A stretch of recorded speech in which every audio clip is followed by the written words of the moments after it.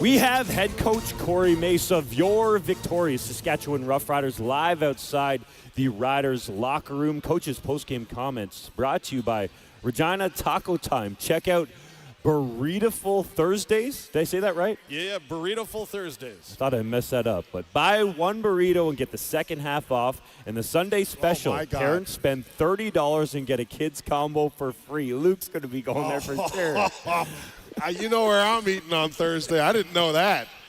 Hey, Coach Mace, I mean, he's with me on this one. I guarantee you he's with me on this one. If you can the get burritos? a burrito, yeah, you get it. I'm eating the free one, brother. Hey, all right. Hey, I'm good. Let's do it. Coach Mace, what did you make of your team's performance? Man, first, I mean, we got a time count today. Rider Nation, man, freaking love you guys. You was out there loud as ever. It's the loudest we've heard you all year, and it helped make a difference. Overall, man, I thought, it might not have been as a sexy complimentary football game, but when we needed teams in 3 phases to step up, we did. I'm just very proud of the guys, man. They battled through. Some guys were nicked up. They just kept pushing, made big plays for us. Timing was impeccable. Did you not want that Gatorade shower after the game? Are you saving it for something bigger? They say you saw that, huh? Yeah, no, not interested in that Gatorade shower. It's too cold out there for Gatorade showers. You know, you got to have a. I mean, it's a celebration thing, right? But at the same time, I mean, let's read the room a little bit. The wind's going. It's kind of cold. I think Coach Mace is thinking it's too early for one of those. I agree. A couple weeks. I told these guys after week 2, I think they got me again. I said, guys, listen, I'm good on these actually until if we get to where we want to get to, then please fire away. But yeah, anyway, man, I'm so pleased and so happy with for the guys. Coach, we do a 3 keys to the game thing every single pregame show. What were some of the priorities for you coming into this game that you felt you needed to do in order to get past the BC Lions, which were a good team? Yeah, I think the main thing, obviously, is just being able to try to control VA and that receiving core and what they do. We felt pretty confident in, if they wanted to rely on the run game, that would be okay. But we just obviously assumed that they try to attack us through the air. And, our DBs and, obviously our coaches as well. Outstanding job, just waiting and capitalizing, making them earn everything for the most part outside of that first drive. And then, the D-line was, they were rolling, getting after it, getting Vernon off the spot, forced him into a couple bad throws. And then, when we need to capitalize on those turnovers like we have all year, the guys did. So that was the main thing, I think, defensively. Then offense to be able to control the game. Obviously, we got the 2 horses in the backfield with Armstead and AJ.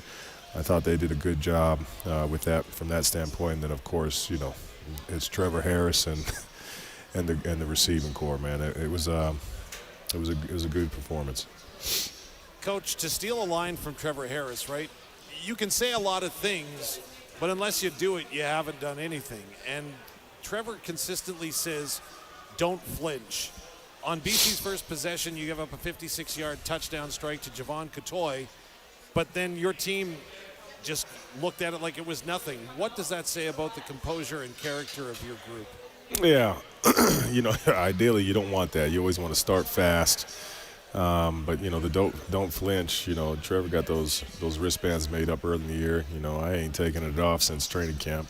And that's just it, right? Like we talk about having confidence in ourselves.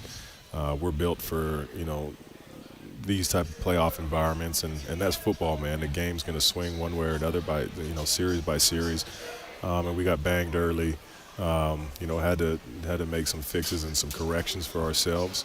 But there was no panic, man. That's what I love about this team. There's never any panic. There's just faith that we're going to be able to find ourselves in a situation to, come out with a win. Trevor Harris was absolutely dialed, Coach. How would you analyze his performance? Same as it's been for him all year, man. He's surgical. It's creepy. There's some looks that he's getting that it makes you nervous a little bit, like, oh boy, and he makes the perfect read and throws a perfect ball. And it might not be the big plays that everybody sees. It's some of the intermediate throws that he's making it's unbelievable. So the way that he processes the game, it's at such a high level. I'm just happy as ever he's on our side. Coach, you and the rest of your staff have shown a great ability to not only work together as a unit, but then carry that over into the game as far as game plans. I thought execution was outstanding today, as well as adjustment. How do you go ahead and take that next step going into Winnipeg next week? Yeah, I mean, it's going to start right after here. I'm just looking over here. My wife's waiting for me. I think she thinks we're going to go home and celebrate, but I'm going to the office upstairs. So but that's what it is. We've already obviously figured that who it was going to be, and any extra time that we had. Yesterday some coaches already took a peek at it. So. Yeah, man, it's going to be a great matchup. Obviously, tons of respect for that team and what they've done. Obviously, the last 4 years. But what a challenge for this team, for us to go into their barn and see if we match up.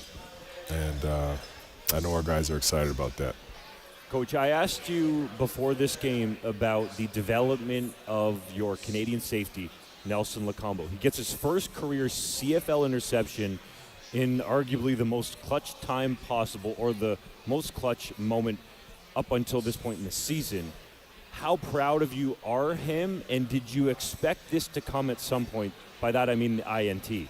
Yeah, I mean it's we've all been waiting on it, to be honest with you, and it's not even the interception. That's something. I think Yoshi carried him off the field. It was one of those things. We talked about. There's no better time for it. But it wasn't even just the interception. The kid was dialed all night, and what we asked him to do, probably played some of his best ball tonight. So looking for him to build off of that, as we move into next week. But as always, man, just on personal levels, I'm just proud of the guys. I'm happy for them to be able to get that done here in front of Rider Nation. Coach, one team from Regina today went into Winnipeg and beat a team in Manitoba. How can your team from Regina, the Saskatchewan Roughriders, go into Winnipeg and beat the Blue Bombers in the West Final? The Rams went and got that today? Mm-hmm. Oh, yeah. Let's go. Okay, shout out McConkey and my guy Bruce Anderson and the crew. Good job. Yeah, man, like I said, they're obviously their defense has been playing lights out. You got their version of their thoroughbred back there with Brady and everything that Zach's been able to do, and that receiving core. Like it's going to be a tall task, but nobody here is afraid of it. I don't think. We're really looking forward to it. But yeah, you got to limit to what they can do, and we got to capitalize on those plays when they present themselves. And we've just proven to do that to this point. So let's keep rolling. Coach, we'll let you go make nice with the misses and then get to that film. Thanks for the time. Appreciate you guys. Cheers.